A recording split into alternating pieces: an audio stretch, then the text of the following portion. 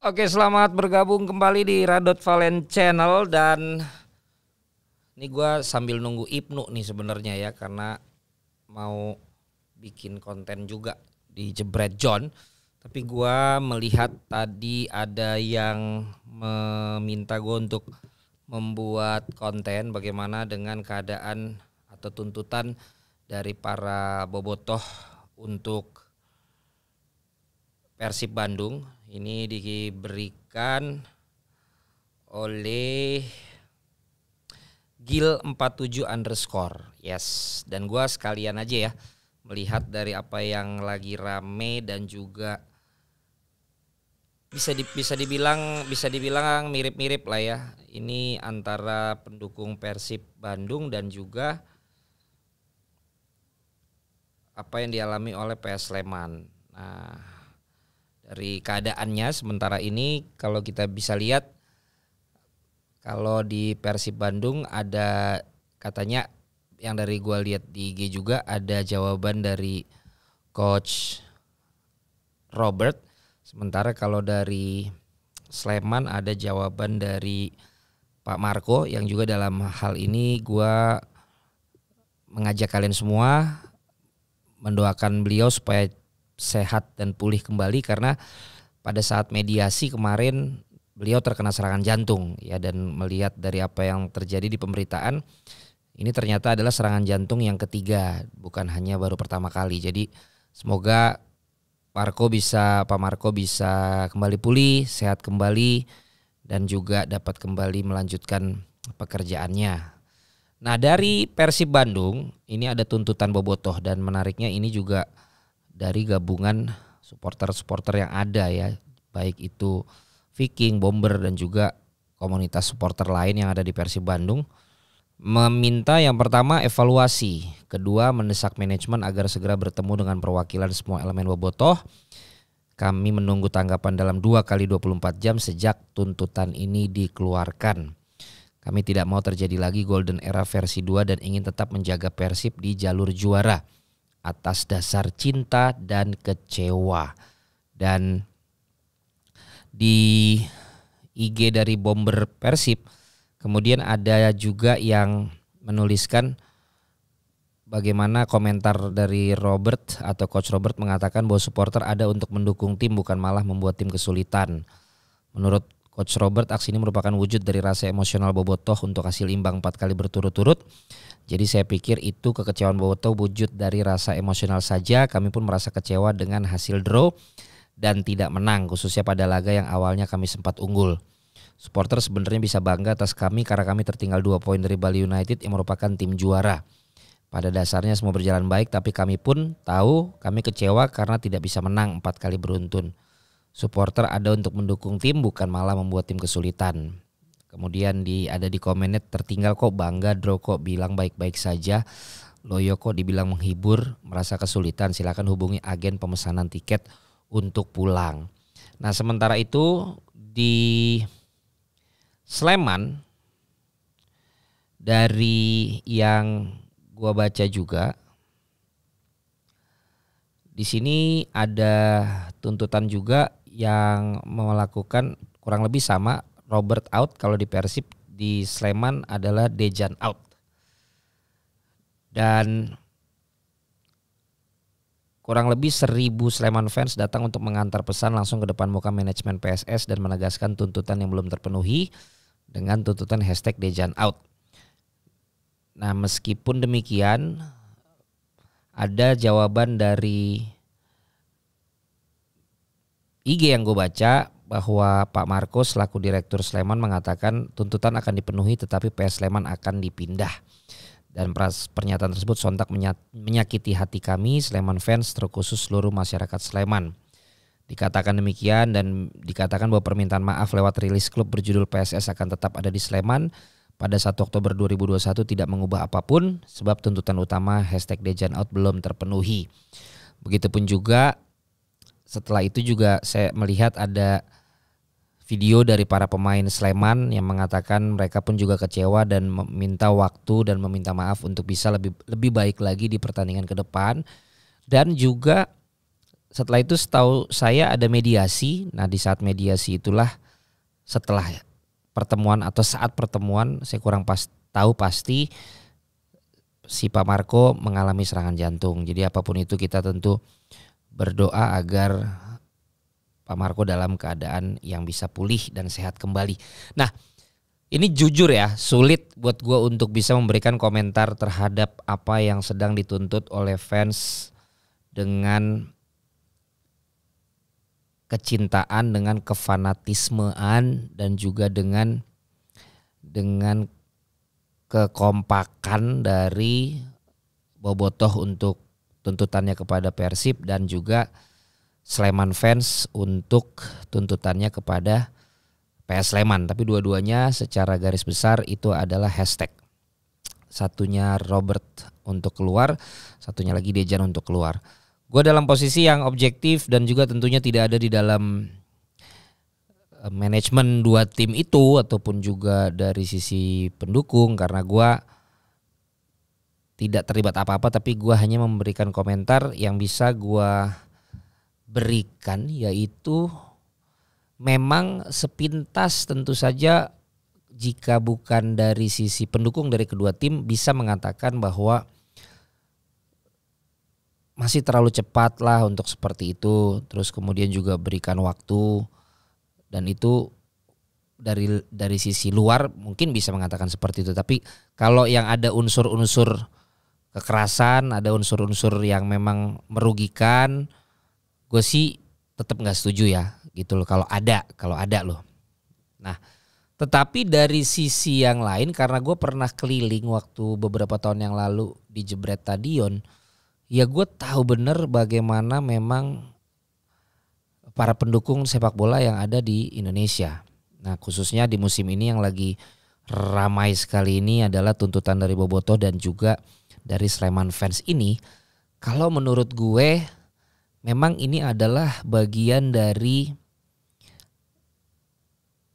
resiko menerima pekerjaan baik dari sisi pemain, pelatih, manajemen saat akan menerima pekerjaan di tim-tim yang sangat tradisional dan punya basis pendukung yang sangat kuat. Termasuk yang saat ini adalah Persib dan juga Sleman fans. Maksud saya PS Sleman. Di tim-tim lain juga mungkin ada pasti. Tapi gue tidak melebar ke sana, tapi bisa menggambarkan bahwa itu bisa juga terjadi pada tim-tim lain yang punya basis pendukung yang sangat kuat. Mereka punya suara untuk dapat merepresentasikan sebagai pendukung kepada para pemain, kepada para pelatih dan juga manajemennya. Bagaimana mereka bisa mensupport, tidak melulu menurut pandangan mereka adalah dengan mensupport dalam artian bisa, tetapi juga termasuk mensupport dalam memiliki suara saat memberikan tuntutan-tuntutan. Walaupun secara struktural di sini belum ada yang namanya pendukung itu menjadi bagian juga dalam struktur manajemen sehingga bisa dipakai dalam suara saat pemungutan keputusan dan lain-lain. Tetapi tanpa di dalam manajemen pun ya dengan pendukung yang sangat kuat tentu saja bisa berpengaruh terhadap kelangsungan tim dari sisi nanti yang akan mensupport, sehingga harus tetap didengarkan dan dicari solusinya. Nah kembali lagi ke yang tadi, pandangan gue adalah bahwa itu harus sudah dihitung ketika akan memimpin tim yang dengan nama besar dan basis pendukung yang sangat kuat seperti Persib dan juga PS Sleman. Gue menganalogikan sama ketika gue akan membawakan sebuah acara sepak bola. Nah ketika gue diminta untuk membawakan dengan gaya yang A, dan gue tahu gaya A itu akan beresiko untuk menuai pro dan kontra, maka saat gue menerima pekerjaan itu gue tidak boleh cengeng, gue tidak boleh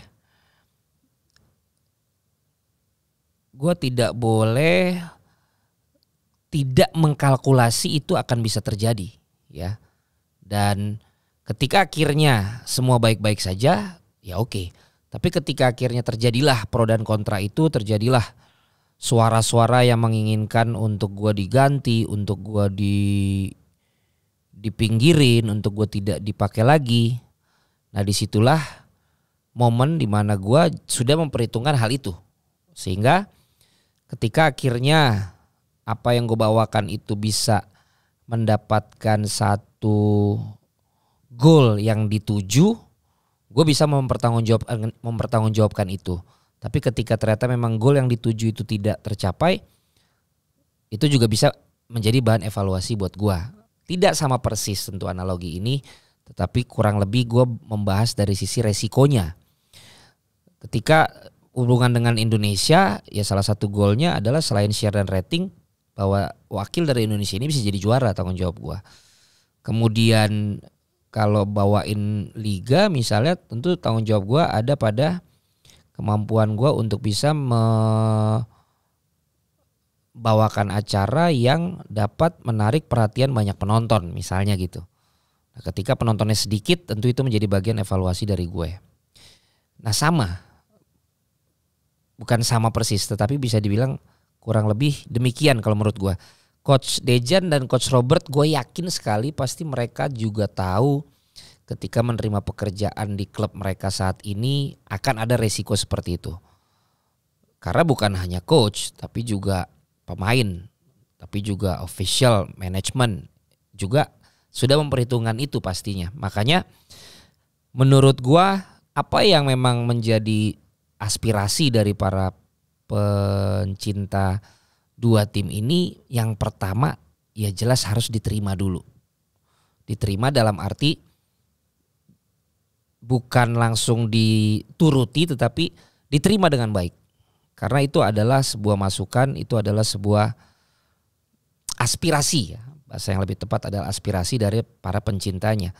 Nah setelah aspirasi itu diterima, kemudian tentu saja didiskusikan di dalam internal tim dari pihak-pihak yang terkait. Nah setelah didiskusikan dengan pihak-pihak yang terkait, barulah dari satu suara dari manajemen akan bertemu dengan perwakilan dari fans tersebut tadi yang juga sudah memiliki suara. Nah ketika dari sisi internal tadi sudah bisa dikatakan sama suaranya dengan supporter, maka pada saat bertemu sudah beres masalahnya. Tetapi ketika dari sisi internal tim sudah membuat keputusan dan berbeda dengan tuntutan aspirasi tadi, disitulah perlunya mediator yang dapat menengahi, menjembatani dan menemukan solusi dari dua pihak ini. Jadi untuk merespon, untuk kemudian juga melalui krisis dalam tanda kutip situasi seperti ini, yang paling pertama adalah accept dulu, diterima dulu segala aspirasinya. Dibicarakan dengan internal baru kemudian didiskusikan. Nah 3 langkah ini menurut gua menjadi bagian terpenting dari masing-masing pihak untuk membuktikan bahwa apa yang dilakukan oleh pihak-pihak ini adalah memang untuk kecintaan dan juga perbaikan serta perbaikan untuk kebaikan dan juga tentu untuk kemajuan dari tim tersebut. Karena semua yang terjadi ini kan sebenarnya karena mencintai klub itu, kan seperti itu ya. Nah, ketika akhirnya terjadi diskusi itu tidak bisa gampang pastinya apabila memang ternyata ada perbedaan. Mungkin tidak sekali ketemu langsung beres. Mungkin perlu namanya proses mediasi itu kan perlu beberapa kali pertemuan. Tetapi disitulah sebuah tim menurut gua dengan berbagai stakeholdersnya diuji. Ketika akhirnya itu tidak menemukan solusi, maka disitulah akan terjadi sebuah kondisi yang tidak kondusif lagi dalam sebuah tim. Tetapi ketika akhirnya para pihak ini setelah melalui segala perbedaan dapat menemukan solusi dan juga kesepakatan, Maka disitulah menurut gua dalam kondisi yang krisis dalam tanda kutip secara komunikasi saat ini bisa akhirnya berubah menjadi sebuah energi yang besar untuk sama-sama mengangkat tim masing-masing tadi ke arah yang lebih baik. Jadi sekali lagi tadi gue bilang ketika sudah anarkis, ketika sudah dengan kekerasan gue tidak setuju. Tapi ketika aspirasi seperti ini kemudian diberikan, ya bagi gue inilah resiko dari sebuah tim yang punya basis pendukung yang besar dan juga nama besar. Dan itu adalah hal yang banyak terjadi di mana-mana juga. Akan menjadi semakin besar tim ini ketika akhirnya dari manajemen, pemain, pelatih, dan pendukung bisa menemukan solusinya untuk masa ke depannya. Dan inilah ya bisa dibilang memang gilanya bagaimana luar biasanya antusiasme pendukung sepak bola di Indonesia. Sehingga perlu figur-figur strategi yang tepat untuk dapat menemukan solusi dari problem ini. Sekali lagi semua yang gue lihat dari sini, keadaan ini adalah untuk menunjukkan bagaimana mereka begitu cintanya dengan klub tersebut. Nah, tinggal bagaimana menyalurkan rasa cinta itu tadi ditemukan sebuah solusi yang tepat. Nah, gue berharap tentu saja bagi PS Sleman, bagi Persib dengan segala tuntutan yang ada saat ini dari para pendukungnya dapat ditemukan solusi yang tidak memerlukan suatu hal yang dapat merugikan tim maupun juga merugikan liga secara keseluruhan. Begitupun juga apabila nanti muncul di tim-tim lain juga yang punya basis pendukung yang besar, basis pendukung yang kuat, yang juga misalnya akan melakukan hal yang sama, pola yang sama itulah yang tentunya akan terjadi. Sehingga lagi-lagi sebuah proses penerimaan aspirasi dibicarakan secara bisa dibilang ini secara prioritas oleh internal tim, kemudian juga mempertemukan itu harus bisa dengan segera dan dapat mencari solusinya. Karena apabila stakeholders ini ingin berpisah masing-masing, gue rasa nggak ada yang menang di sini.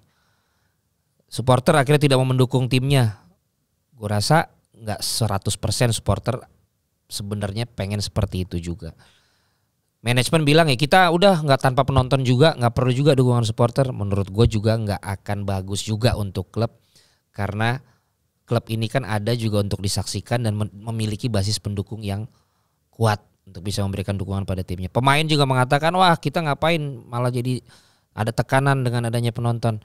Ya jangan lupa juga pada saat kita mampu memberikan yang terbaik, hasil yang baik ataupun memerlukan hasil yang baik, supporter itulah yang memberikan dukungan pada kita.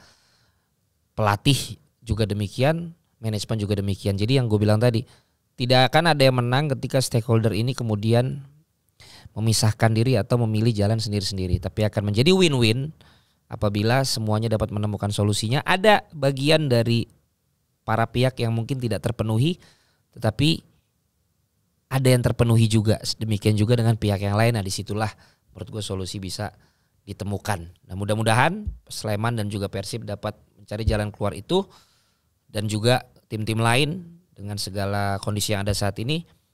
Mungkin saat ini ada tim yang sedang bagus banget, penontonnya sedang senang juga, ya tapi kita nggak pernah tahu nantinya ternyata drop, supporter juga melakukan hal yang sama. Itu harus menjadi sebuah kondisi yang bisa dihadapi.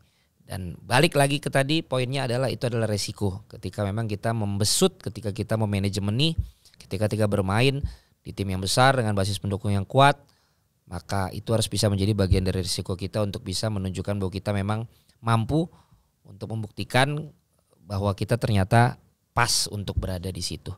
Oke guys, terima kasih untuk kalian semua yang sudah mendengarkan Radot Valen edisi kali ini dengan judul yang belum tahu apa nanti judulnya ya. Yang jelas ini udah paling lama nih Radot Valen, di Radot Valen channel ini udah 20 menit paling lama nih. Tapi Ibnunya belum datang juga ya. Padahal itu gue udah pakai teknik yang untuk teknik memperlambat waktu gue sebenarnya ya. Thank you guys. Share, komen, like dan subscribe Radot Valen channel dan juga Jebret Media TV. Sampai ketemu lagi.